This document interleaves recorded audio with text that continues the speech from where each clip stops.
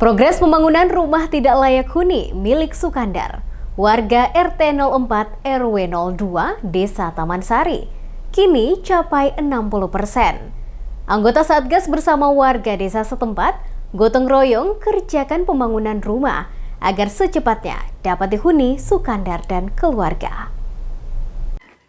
Berbagai pengerjaan giat sasaran fisik program TMMD ke-111 Kodim 0718 Pati terus berlanjut.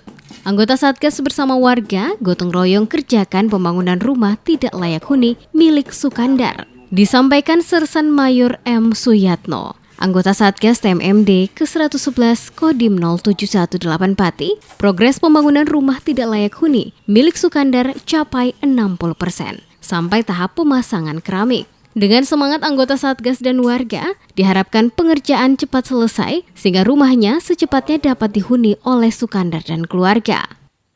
Kegiatan pagi ini tadi untuk pemasangan keramik untuk kamar dan pelur sebagian di